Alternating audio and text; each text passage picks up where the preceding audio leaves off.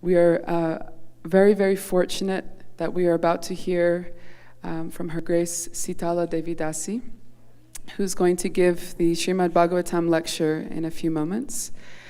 For anyone that doesn't know her, please try to get to know her. She's a real treasure of our Vaishnav Sanga. She's a disciple of Srila Prabhupada for so many years there's so many things one can say about her, all the services that she has done over the years. But one thing that really stands out about her is she's a real storehouse of knowledge and enthusiasm, inspiration about the lives of our acharyas. So her speciality is the life of Srila Narottam Das Thakur. Has anyone heard about this new book about his life that came out recently? So if you haven't heard about that book, please right away try and get it, and it's available here over the weekend. It's the best and most absorbing, enchanting, captivating devotional story that you'll ever read. So please welcome her with one loud Hari Bol. Thank you. Hare Krishna. Jaya Radha Madhava Kunja Bihari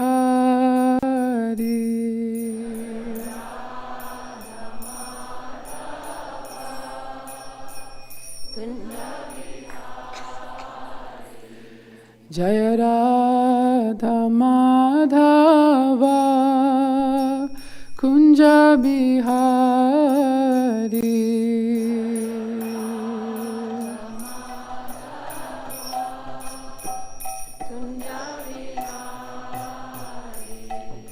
Jaya Gopi Janavallabha Giri Varadhari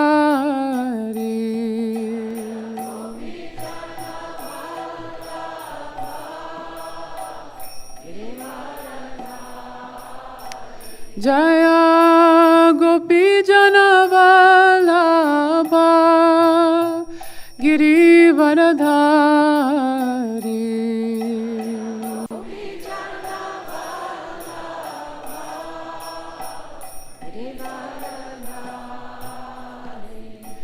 Jaya Yashodanandana Braja Janaranjana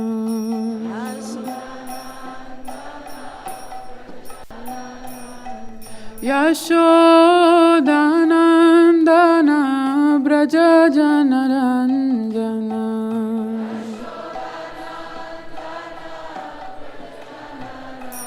Jamuna Tira Vanachari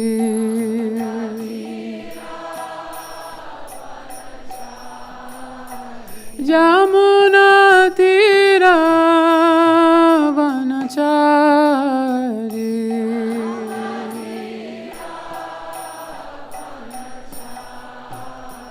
Jaya Radha Madhava Kunja Bihari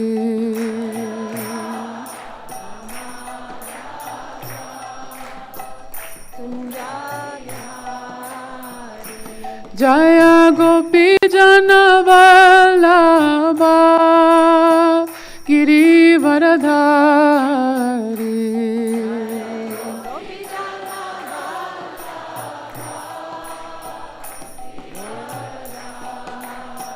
Jaya Gopi Janavallabha Giri Varadhari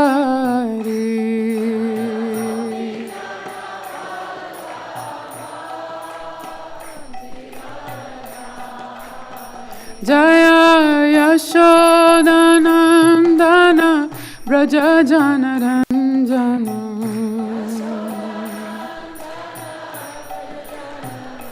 Jaya Yashodanandana Braja Janaranjana Jamuna tira vanachari.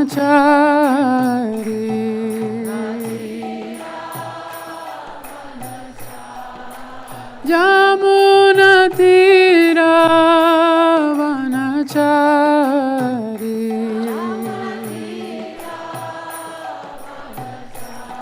Jaya Radha Madhava Kunja Bihari.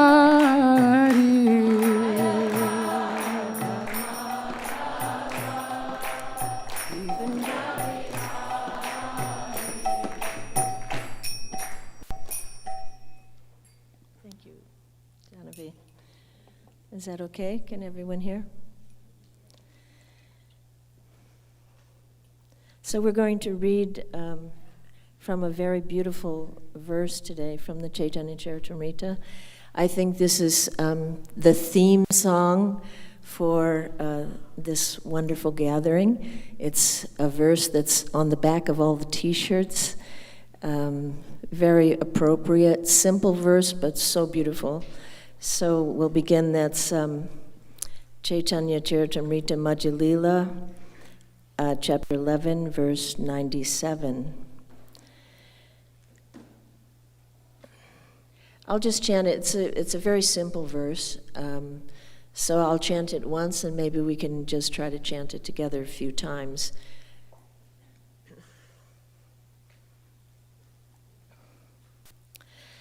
Bhattacharya kahe e madhura vachan Chaitanya. Okay, go ahead. Yes.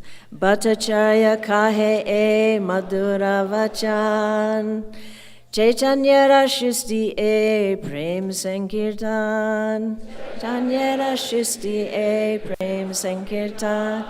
Bhattacharya kahe e madhura vachan Chaitanya rashisti e prem sankirtan. Bhattacharya kahe madhura vachan. Chaitanya rashisti e prem sankirtan. Translation. Sarvabhauma Bhattacharya replied, "This sweet transcendental sound is a special creation of the Lord known as Prem Sankirtan, congregational chanting and love of Godhead. Om Agyanat Vinandasya Gyananjana Salakaya Chakshurum Militangena Tasmai Shri Gurave Namaha Mukam Karoti Vachalam Pangan Langaite Girim Yat Kripatamaham Mande Shri Gurundinataranam Shri Krishna Chaitanya Prabhu Nityananda Shri Advaita Gadadhar Shivasari Gaura Bhaktivinda Hare Krishna Krishna Krishna Hare Hare Hare Rama Rama Rama Hare Hare Vanchikopaturubhyascha Kripasinabhevcha Patitanam Pavanebhyo Vaishnavebhyo Namo Namaha. So to put this verse into context of what's going on there in the Chaitanya Charitamrita, this is before the Rath Yatra, and Maharaj Prataputra and Sarvabhauma Bhattacharya are talking together and trying to devise some plan for how Maharaj Prataputra could get the mercy of Chaitanya Mahaprabhu. And while they're having this discussion, Gopinathacharya arrives on the scene and says, you know, there's over 200 devotees are just arriving right now from Bengal. So in great excitement, the three of them run up to the roof of the palace, and they're looking out, and they're seeing all the devotees coming. And Gopinathacharya, he knows everybody from Bengal, so he's pointing out, look, here comes the devotees from Kalinagram, and look, there's Advaitacharya, Murari Gupta, Pundarika Vidyanidhi, just see. And so they're watching Actually, it's a little bit like yesterday when I came in and I was like, wow, look who's here. All these beautiful devotees. This is amazing. So, Maharaj Prataprudha was astonished by seeing. And so there was a couple of verses before that I'll read so you understand what he's replying to, Sarvabhauma Bhattacharya. So the two verses before, the king said, "Upon seeing all these devotees, I am much astonished, for I have never seen such an effulgence. Indeed, their effulgence is like the brilliance of millions of suns. Nor have I ever heard the Lord's names chanted so melodiously. I have never before seen such ecstatic love, nor heard the vibration of the holy name of the Lord chanted in such a way, nor seen such dancing during Sankirtan." And then this is the reply, and then this is Sarvabhauma Bhattacharya. "This sweet transcendental sound is the special creation of the Lord, known as Prem Sankirtan, congregational chanting in love of Godhead." So it's interesting that Maharaj Prataprudha, he's the king of Orissa, which is a very large area at that time, and he's seen a lot. He's seen a lot of religious performances. He's been around. And yet he is astonished to see the effulgence of these devotees and how they're chanting and dancing. And indeed, it is a special creation. So he's seen ordinary religious activities. He's seen plenty of things go on, but this is something, a special creation, something that he's not seen before, and because it's not been available before.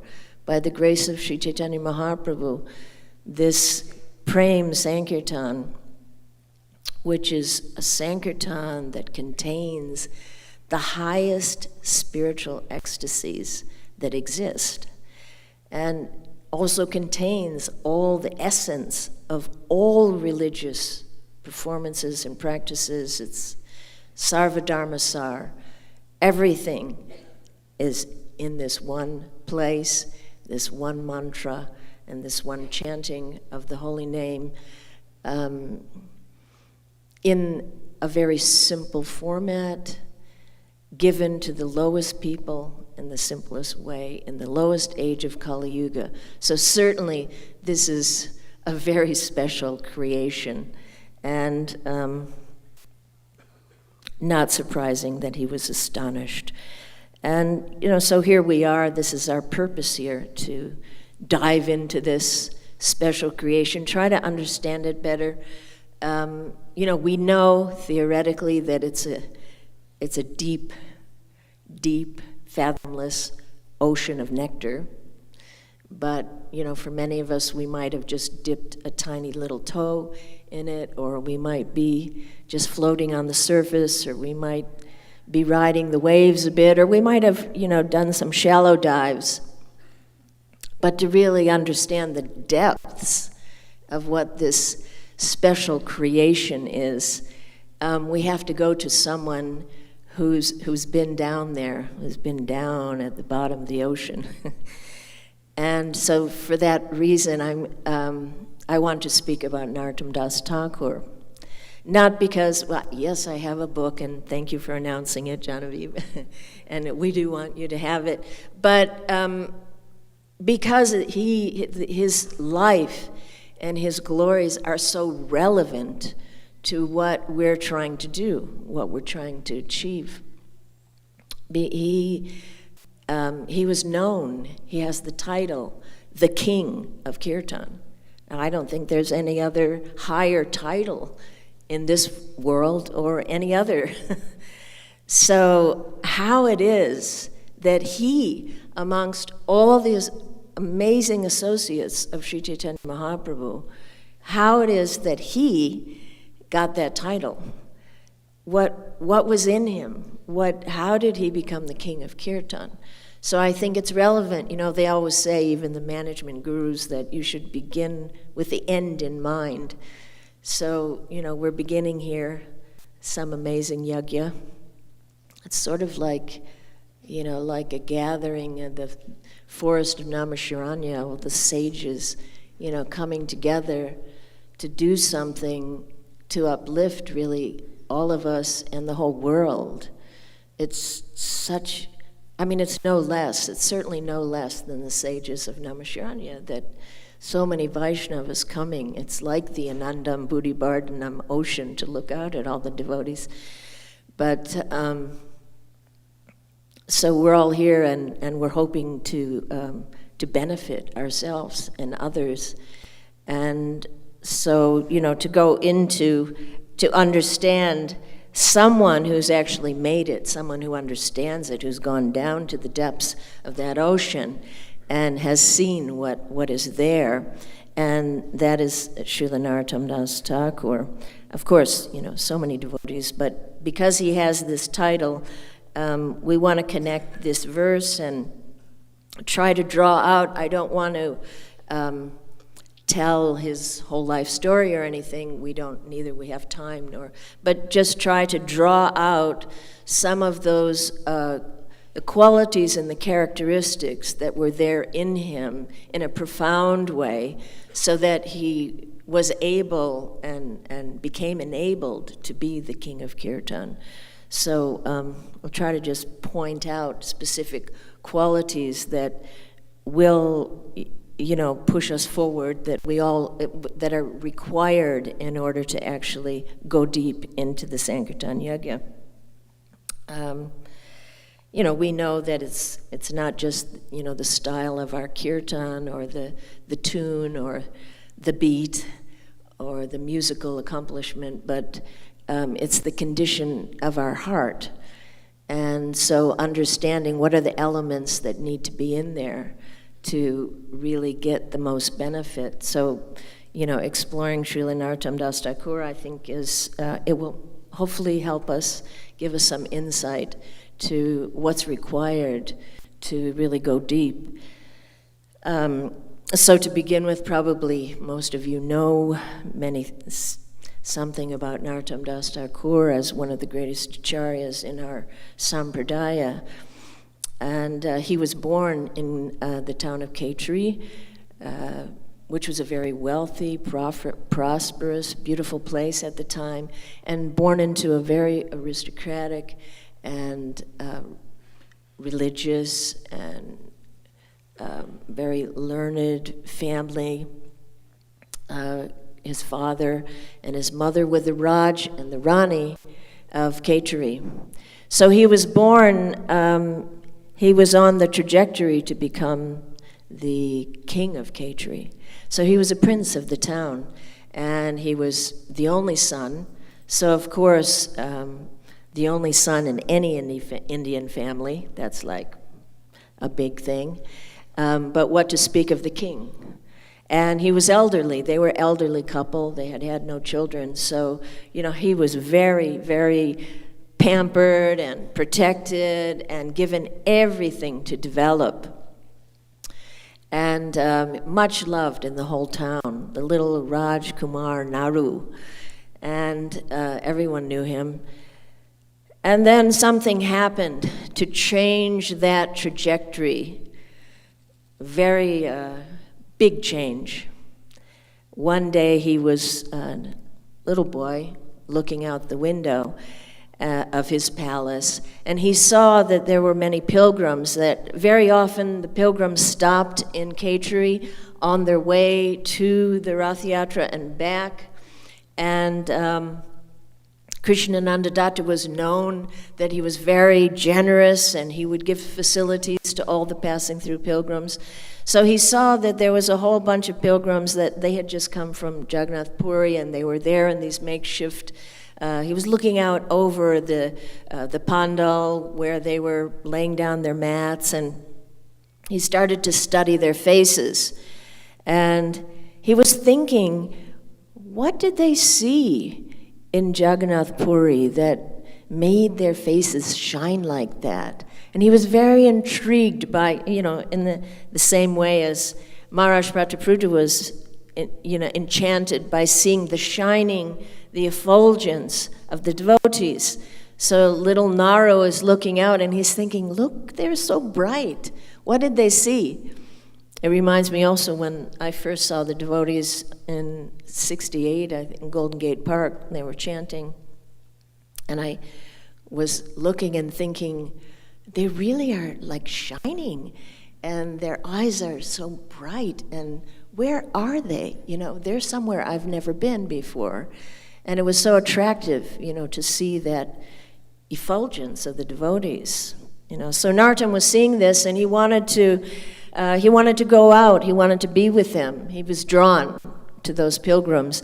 And so he asked, and his guard took him out, and he wandered amongst the pilgrims, and he came across, and he saw that a very elderly devotee with many, many devotees around, and he was speaking the glories of Sri Chaitanya Mahaprabhu and his associates. And Narottam was drawn, his heart was drawn like a magnet. So he sat down and began to listen. And that was the beginning of the end for Narottam. He started to hear about the glories of Mahaprabhu, the beginning of the end of his material life, not the beginning of his profound spiritual life. And he was so attracted that he's, please, tell me more. And Krishnadas was a little Naro. Of course, it's very charming when small kids are attracted and they like to hear. So he was enchanted by this little Rajkumar, and he said, no, I'll come every day. I'll come to your palace and I'll tell you everything. He said, but even if I spoke with 1,000 tongues for 1,000 years, I could never tell you all the glories of the associates of Mahaprabhu, and what to speak of Mahaprabhu himself. So Narottam was very excited. So this began a relationship where this Krishnadas, who was a Gaudiya Vaishnava, who had associated, he knew everybody, he knew all about all the Goswamis in Vrindavan, and he would come every day, and he would just talk about, this is Rupa Goswami, this is Sanatana Goswami, Lokanath Goswami, and Narottam was enchanted. And of course, his parents they thought it was wonderful that, look, he's so pious, such a pious boy, he's attracted. But what happened gradually, that Narottam became so immersed, and so he couldn't think of anything else. He couldn't talk about anything. He wasn't interested in anything else, and he just wanted to hear. And then this became a bit of a worry for his mother and father, as sometimes we've all experienced. Oh, well, it's nice to be religious, but don't go too far. Let's not be a fanatic, So this was happening, and this is, of course, the power of hearing, the incredible power of just hearing about devotees. I mean, actually, this whole movement was just built on that principle of hearing. Many of us, we didn't see Srila Prabhupada very much.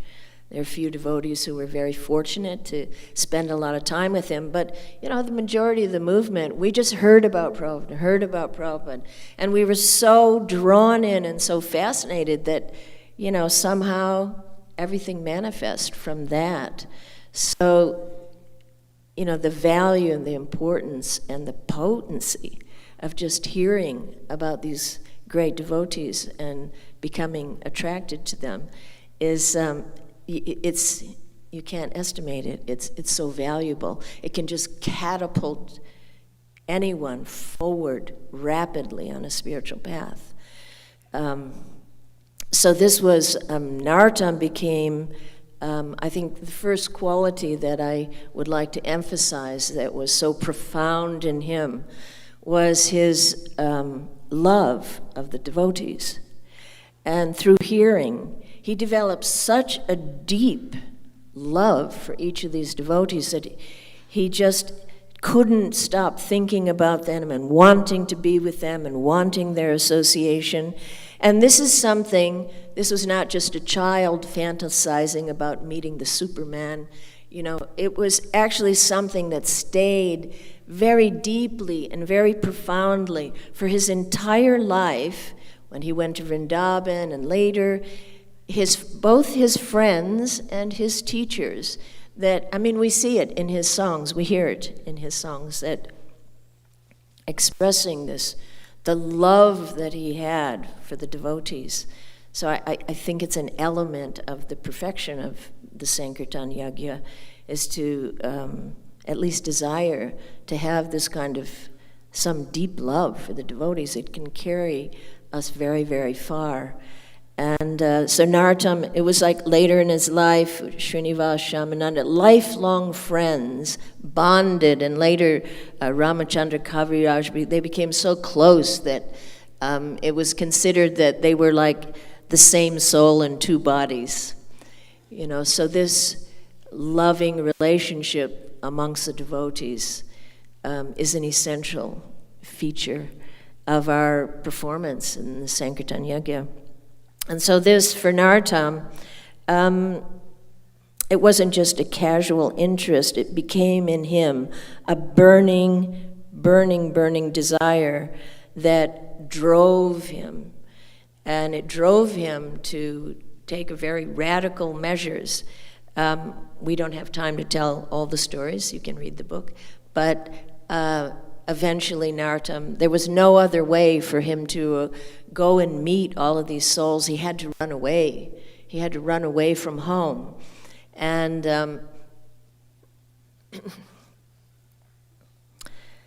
we can kind of imagine what it would have been for a prince, a young boy, somewhere between 12 and 15 probably, running away from home and running into the forest and running and running and running, because everyone in the district of Kaituri was definitely going to be looking for Rajkumar Narottam. So he knew this was his one chance. And so he had to run through the forest, no Google Maps, no help. No food, no water. How do you do, for us, we get in a car, we drive here, we get in a plane. But what it was that drove him, so I think the second characteristics that was so powerful in him was his focus and his determination, that was very, very, very difficult thing to do. From one side of India to the other side of India, alone, a boy, to keep, I probably would have gone a few feet and went, oh, this is too hard. Where's the prasadam? How did he do that? It's miraculous, And so he was driven, he was focused, and he was determined, So these are, again, qualities and characteristics that were in him at a very young age and carried throughout his whole life. And, despite being focused and determined, he also was discouraged along the way, that it was very, very hard. And so at some point he was just crawling. He was so tired, so thirsty. So, where is Vrindavan? He was calling and crying. Will I ever reach there? Is it just a dream? And he was so weak that he just laid on the ground. And he looked up and he saw a young boy standing before him, holding a pot of milk and offering it to him. And he was shocked, but he was so tired that he couldn't even sit up and take it. He just fell asleep. And then in that dream, he saw Srila Rupa and Srila Sanatana Goswamis, and they smiled at him and put their hands on his chest, and they said, Narottam, Sri Chaitanya Mahaprabhu himself has come and given you milk to drink. Please wake up and drink that milk and go on to Vrindavan. So, imagine the encouragement. So, of course, he got up very quickly, drank the milk, and was on his way. But you can see a little parallel for us, that we're also on a journey and we're trying to get to Vrindavan, and it's a long road for most of us. Some people maybe get there very quickly. But it can be a long road through dangerous and difficult terrain, and it may sometimes feel like we're even just crawling through the desert of Anartha Nivriti, and we're never going to reach the other side, And then, but Krishna always, if we stay somehow a bit focused and determined, there's always some, little oasis, like this. This is an oasis. Maybe we're all in our own worlds, struggling in our own ways, trying our best. And then, Krishna gives us an opportunity, something that keeps us going, that keeps us, going down that path, So this is, one of the amazing characteristics of Srila Narottam Das Thakur, that he kept going. And I guess it's one of the things, because for us, why is it so hard to focus? Narottam focused, maybe not for everybody, I'm talking from my own, why can't I focus? Even you're in Kirtan, what is it that, turns your attention away? And I was thinking of the verse, every morning when we do puja and we say, I'm by nature an eternal servant of Krishna, but by misfortune, I've been inimical towards Krishna since time immemorial. And it's kind of a painful thing you have to say every morning, Inimical. It's a really strong word. It's really heavy. It's not just like, well, I just turned my face from you. I've been inimical towards Krishna since time immemorial, the one that we're supposed to love. So, that not wanting to focus, this habit of millions of lifetimes that, no, I'm not going to do that. But somehow or another we have to break through, and, these opportunities are fabulous for even making us see how much we're sometimes not focused, or sometimes how well we can actually focus, and how powerful it is when we do. So focus, yes.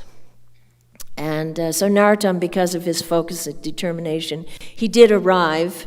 He arrived in Vrindavan, and his dreams were fulfilled, and everything that he wanted, and meeting all these great souls. And it was an amazing time in Vrindavan. Everything was blossoming, and devotees were coming, temples were starting to come up, and, books were being, written, and so much was going on that Narottam was in ecstasy. So on his very first day, on the very first day of his arrival there, he met Sri Jiva Goswami, and Sri Jiva Goswami took him to meet Lokanath Goswami. And they stood on the edge of the Kunj, and Sri Jiva said, this is Lokanath Goswami. And of course, Narottam had heard from Krishnadas about Lokanath, and he had a special affinity for his story, how he had come alone, with Bhagarbha Goswami, but the first to come to Vrindavan and to start to open up Vrindavan when there was nothing there. And so Narottam looked through, into the Kunj, and he saw this, powerful, effulgent Vairagi, and his heart was just drawn. And he said, this is my spiritual master. And Sri Jiva said, oh, well, surely you can get guidance from him, but he has taken a vow that he's not going to accept any disciples. And Narottam was puzzled, but why? And he said, well, he doesn't feel qualified. And that was even more puzzling. But how? Someone who's so great, how could they feel not qualified? And Sri Jiva said, that is bhakti. That is bhakti. And so it was puzzling. But then, they met, and Sri Jiva invited them back to Govindaji Mandir, and they sat down and they took prasadam. And as they were eating, Sri Jiva said, tell Lokanath Goswami about the mercy that you received from Mahaprabhu and about your journey here. So Narottam was very, very shy, but he explained how, and this, we haven't explained it, but that Narottam received an extraordinary mercy, that Sri Chaitanya Mahaprabhu had left his love in the Padmavati for Narottam to receive in the future. Now it's a pretty mystical thing that I had never heard of any other story like that, but I was kind of pondering it. How did he leave his love? And but then it occurred to me that, like Srila Prabhupada said, that his ecstasies are in his purports. So somehow he could leave his ecstasy there for us and all into the future for people to experience. So why not Mahaprabhu could leave his love for Narottam to experience? And so Narottam took it's an extraordinary story to hear. And at the end of it, Narottam took his opportunity, since Lokanath Goswami was there, and he said, but, these wonderful things happened to me, but I'm just like a boat that's just wandering in the ocean without a rudder, because I'm just like floating at sea, because I don't have a spiritual master, and that's why I want you to become my spiritual master. And Lokanath Goswami was very dismissive. And Narottam, Sri Chaitanya Mahaprabhu himself, the guru of everyone, has entered into you. What do you want from me? What can I give you? And so in a way, the two of them were both puzzled by the humility of each other.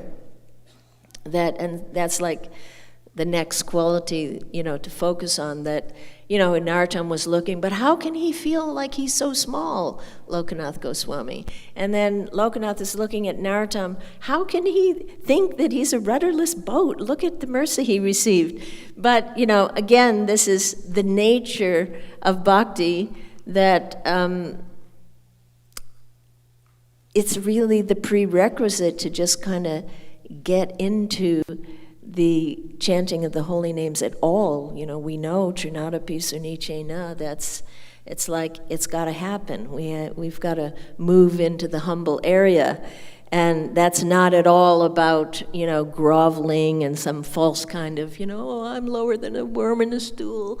It's something, it's a vision, it's a condition of the heart. It's something that, Srila Prabhupada, I have one, he said,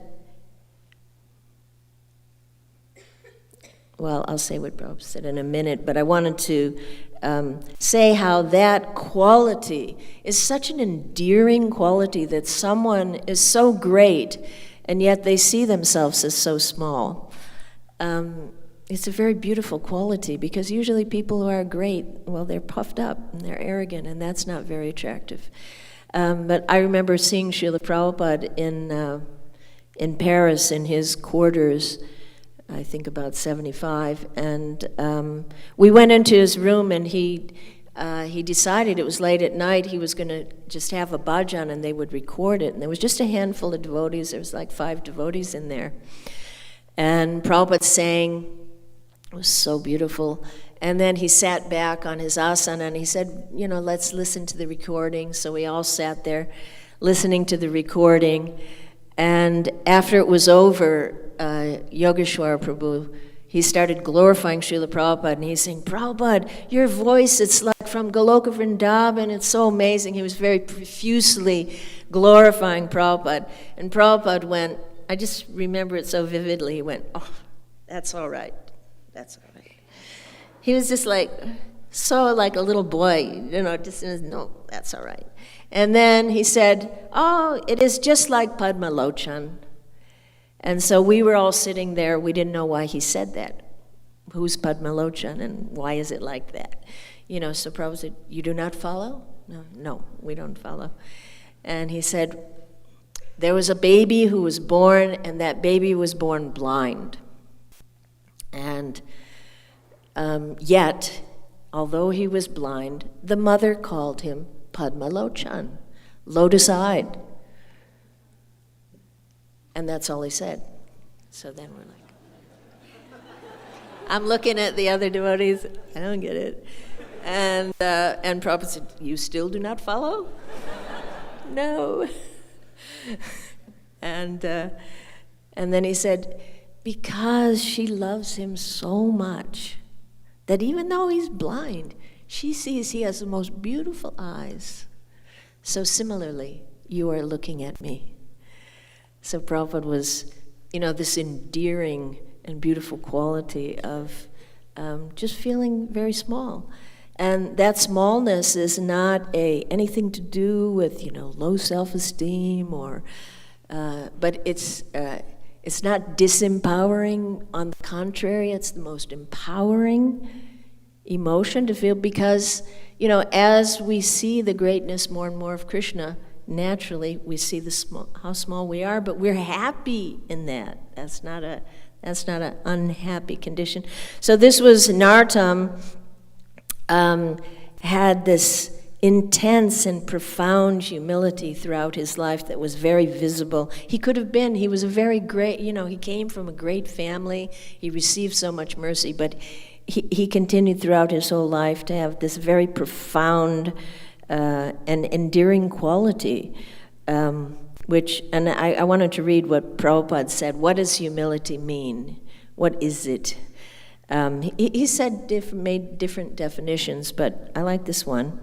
He said that humility means you're convinced beyond any doubt that there's absolutely nothing, not your money, your family, your fame, your education, there is nothing that will save you except the mercy of Krishna.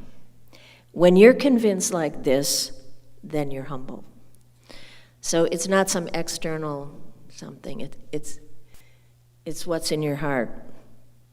And it's a mystery in great souls to see that humility, and it is referred to actually as dainya by Sanatana Goswami in Brihad Bhagavatamrita, that this dainya is, it comes along with prema. They're not two separate things. You don't have prema without dainya, you don't have dainya without prema. The utter, deep, profound humility, these two things, they come together. And when that intensifies, because there's layers and layers and different levels of humility and how we go deeper and deeper into things, but when these great souls, they go further than that dainya, it becomes imbued with longing, intense and deep longing, and this vipralamba bhava, which is the hallmark of our sampradaya. And, this is Narottam's mood and emotion of his entire life in a nutshell, that he was always this intense longing, this intense humility. And we get it, we get that from his songs.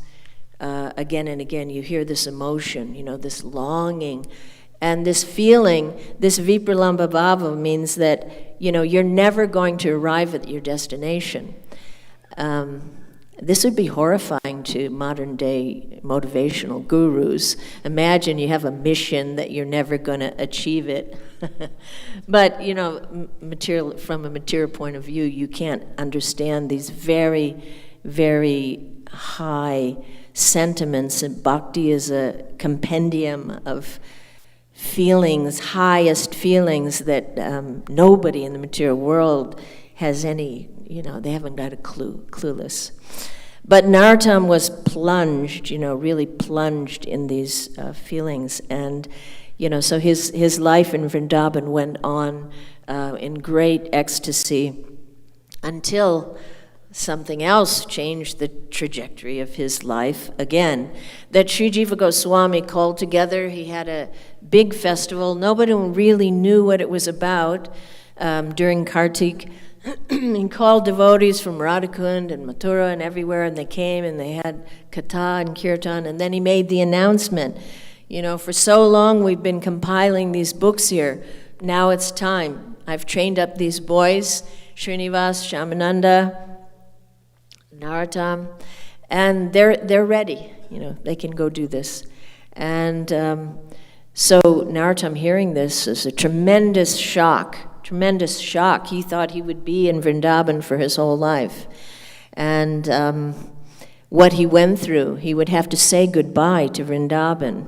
But this is the next quality or characteristics of Narottam, that the selflessness, that even though he was so living in Vrindavan for someone who has realization, what it is to leave Vrindavan, but because of his selfless spirit and the mission and the helping other people supersedes even your own, spiritual pleasures. He was enjoying his life in Vrindavan, and so he knew that he would have to. He would have to say goodbye. He would have to go to Govardhan and to Radhakund and Lokanath Goswami and maybe never see any of these people again or any of these things again, and what that was like. And similarly, Srila Prabhupada, what was it like, to leave Vrindavan into the unknown, what will happen next. But, when someone is selfless, his heart becomes so magnanimous that, the other people's suffering and what's bringing others to Krishna becomes more important than your own spiritual pleasure. Sorry, I need to have a drink. Is anybody, I have no idea what time it is, and I don't know, I don't want to, what time is it? I still can't hear. 46. So how much time do we have? 14. As Satyananda Swami said, German minutes. That means it's precise. Not Indian minutes, which means we can go on all day, so. So, better churn it up. So the magnanimous heart of Srila Narottam, it pushed him to go and do this journey, which was going to be very difficult, crossing the country again with a bullock cart, and what to do, how to do this, how to spread, how to, going completely into the unknown. And Sri Jiva Goswami had the idea that he should return to Kechari, which is really not the done thing for a sadhu in those days. You don't go back where your family is and everybody knows you, but this was a good preaching strategy. Everyone would listen, So he went back, and then Narottam had to consider, as every preacher does, what to do that will open up the door wider and allow more people access. So one of the first things he did was to start writing his songs, which are, we just take them for granted. Oh, the songs are there. But it was a very brilliant, innovative, and creative preaching strategy that how can I bring from A to Z this incredible philosophy of Mahaprabhu to the simple village people. I have to say it in their language, and I have to give it in a way they can sing it. And, put everything in just a nutshell, just the way Prabhupada could do. That's expert, to say something really complicated, but say it real easy so that you just get it, So he started like that, and he also went on pilgrimage, and, to get empowerment, and also to scan the environment. Every preacher has to do that. Scan the environment, what's going on, what's happening. And he saw so many things as he traveled. He saw the old, whatever associates were still left of Mahaprabhu were burning in separation, that they could barely function. And then many things also, confusion, some splitting of different philosophical views. Many things were going on. And then Narottam, this desire grew in his heart that he just wanted to bring everybody together. He really wanted to bring everyone together, and it would solve everything, just to come together and chant the holy name. And I have to make the parallel here that with the heart of Indradyumna Maharaj, who also some years ago thought, hadn't been to America for a while, and then I thought, well, I really want to do something to help. Let's bring all the devotees together. And, this is the way a magnanimous heart works, so we thank him for that. that we can come together and solve so many things just by chanting the holy name and just being together. It just, things just, disappear kind of. And yes.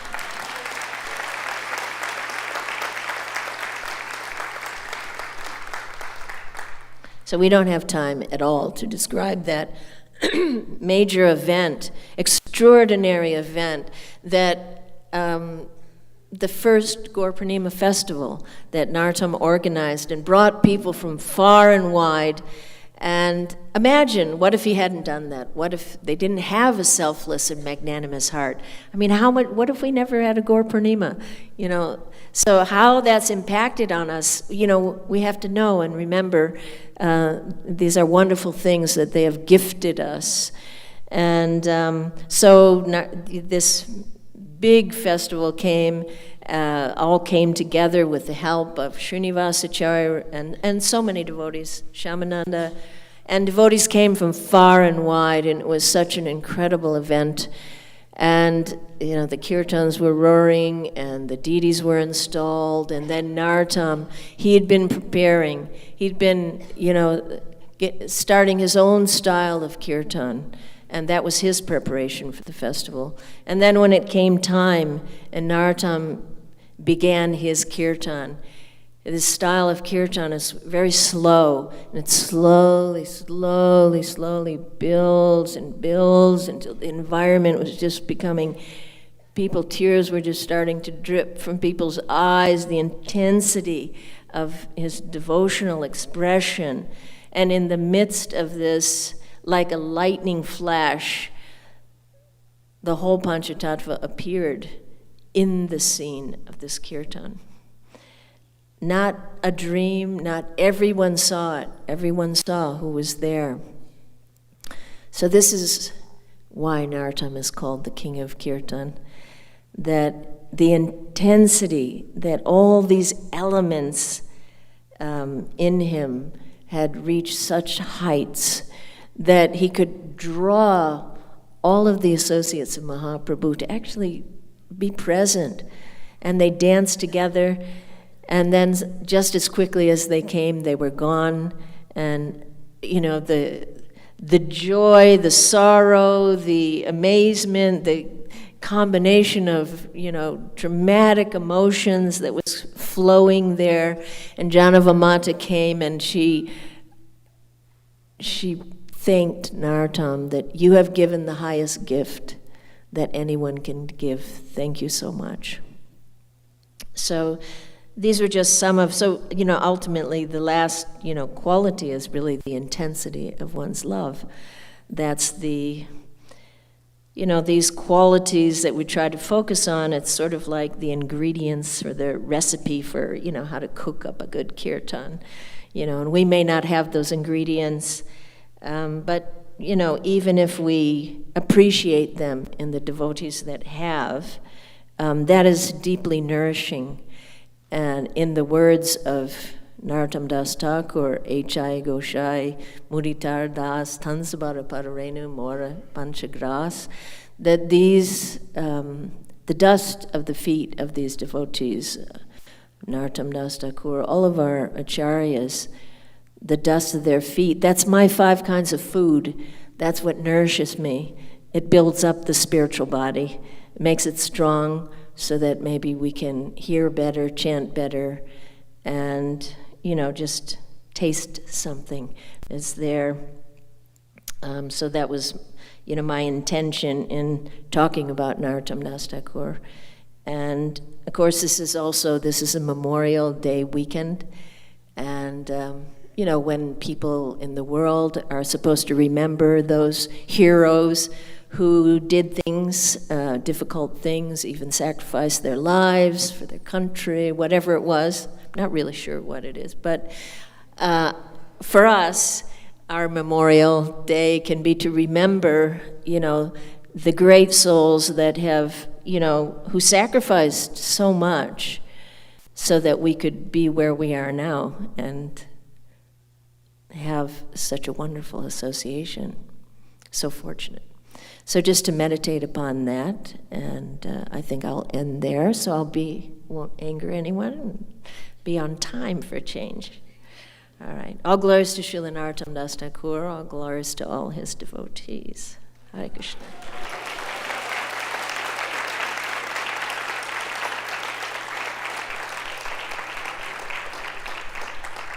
Oh, wow, we've got 5 minutes. Questions? Anybody have any questions? I can't really see very good. Or I could, I have 5 minutes. I had something that I noted down, which I thought was a very interesting description of the Sankirtan Yagya, how it differs from a regular yagya. It's something from Lochan Das Thakur, so maybe I'll just read that quickly instead, because I thought it was really nice. I noted it down. So he's describing, Lochan Das, that, in every yagya, usually you have a kund. And so in this Sankirtan Yagya, that kund, where you pour the ghee, that's everyone's ear. And usually you have a special spoon that you use for the yagya. And in the Sankirtan Yagya, it's the tongue. That's the spoon.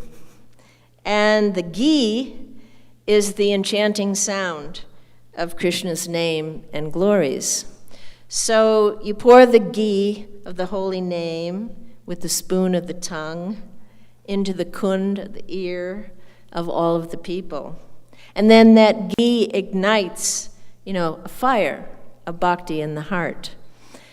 So, and then, when that fire grows and grows, then, symptoms manifest, crying, shivering, as the fire grows and grows more and more, and one becomes in an ecstatic state where that's when real dancing begins. I know we do it, but like real dancing.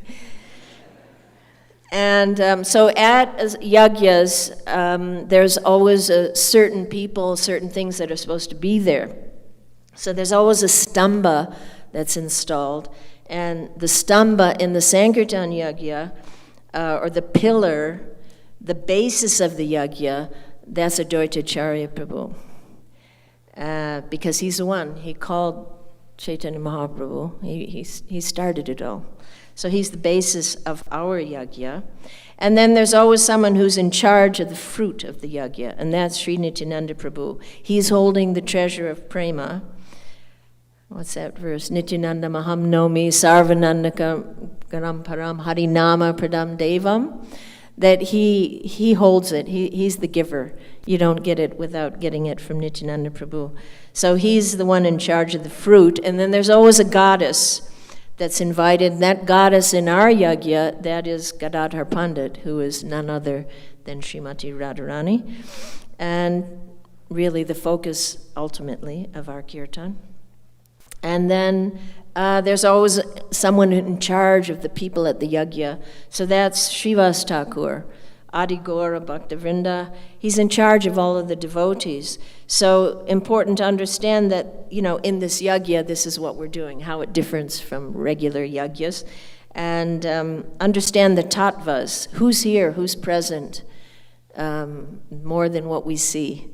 They have to be here. We're chanting the holy name. So Panchatattvatmakam Krishnam Bhaktarupa Svarupakam Bhaktyavataram Bhaktakyam Namami Bhaktashaktikam.